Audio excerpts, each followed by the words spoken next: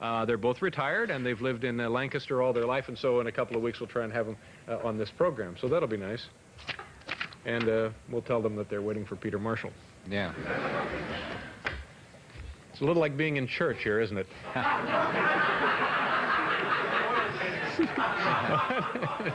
Well, it's very reverent. Yeah, it is. It's actually kind of soothing, isn't it? Yeah, but joyous, but nonetheless joyous. Yeah. It's very, very calm in here. It is. Very peaceful. It's a sanctuary. A sanctuary, yeah. Sanctuary. A shrine. Okay. This is what we do every Thursday night, ladies and gentlemen. We bring to you viewer mail. These are actual letters from actual viewers from all over the North American continent, and we're going to answer them for you right now. Letter number 1 begins, Dear Dave, Johnny Carson has a line of clothing. Do you? Sincerely, Eric Rozinski. A line of clothing. No, Eric, I don't have a line of clothing, but I do have a line of popular children's stories. Oh, here they are down here. Let me show these to you. It's the Slapper Turtle and His Sea Pals series. Here's the first one I did. This is Slapper Turtle Prices Lamps. This one was entitled Slapper Turtle Makes a Friend.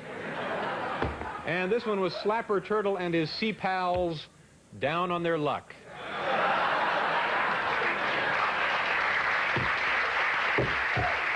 These. I don't have a line of clothing. I have those. Hal, I tell you what, Hal, maybe it would help if you called out the number of the letters tonight. This is our direct. Which one's coming up, Dave? This would be.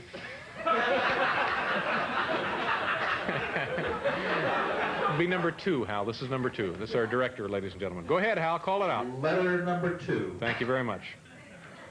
Dear Dave, after watching your show for the past few years, I feel as though we've become the best of friends. Therefore, I'd be most honored if you would be my best man when I marry the woman I love. Sincerely, Jeff Droz, Royal Oak, Michigan.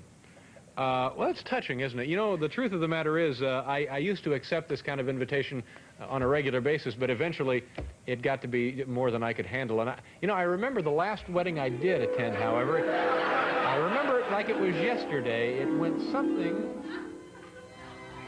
In the bonds of holy matrimony, which is an honorable estate, not to be entered into lightly. Do you have the rings? Right here.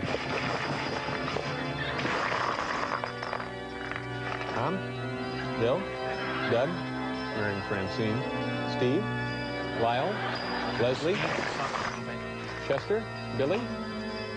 Here you go.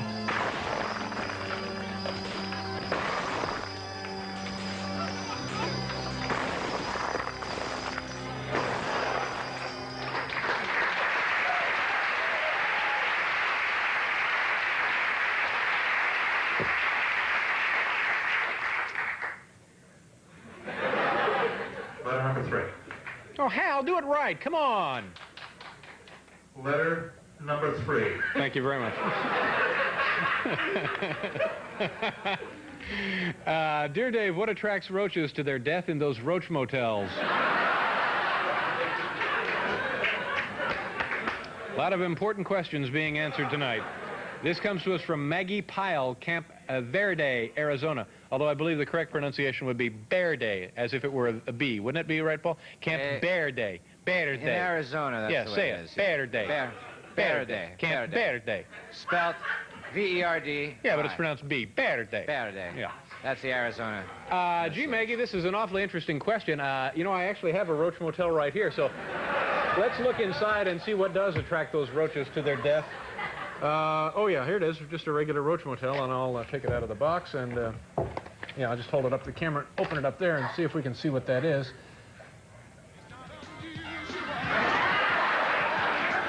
Well, no wonder it's the most exciting stage show in Las Vegas, Mr. Tom Jones.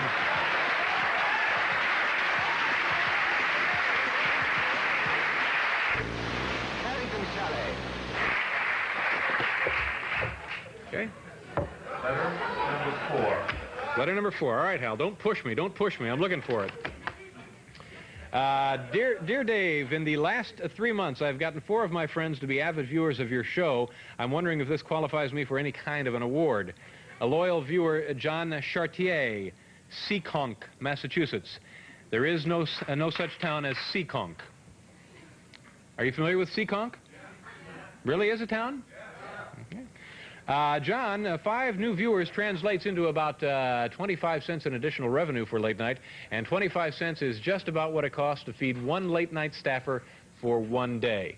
That makes you, John, a late night foster parent. To show our thanks to you, John, we'd like you to meet your foster child. Hi, John. I'm Jerry Mulligan, your late-night foster child. Let me tell you something about myself. I live in a small, cramped studio apartment in an overpriced, trendy part of New York. This is where I work. As my foster parent, you'll be receiving this picture I made of myself. John, I know you've done so much for me already, but I could use a new pair of shoes and a compact disc player. If you could just find another 70 or 80 viewers, John, please. Here's one of my friends. This is Chris. He hasn't been adopted yet. He's the last to go. What is it? Is there something wrong with me? I can love, too. He's been to the finest clinics in the world. Please, John, won't you help? All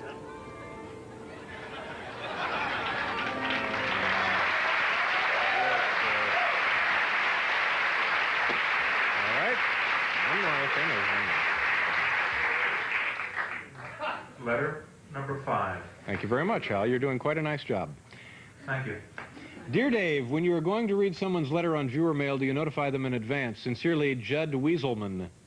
Wileysman, probably. Kenmore, New York. Notify them. Oh, boy, we do a lot more than simply notify them, Judd. Take a look at this film that explains what you can expect if your letter is selected for viewer mail. A helicopter whisks you to the airport, where you board my luxurious private jet for the flight to New York City. And after freshening up in the posh viewer mail suite high atop the Plaza Hotel, it's time for a shopping spree at those exclusive Fifth Avenue boutiques. Buy whatever you like. It's all on me. Then it's showtime. And after the show, the fun continues as you dance until dawn with one of our official late-night escorts.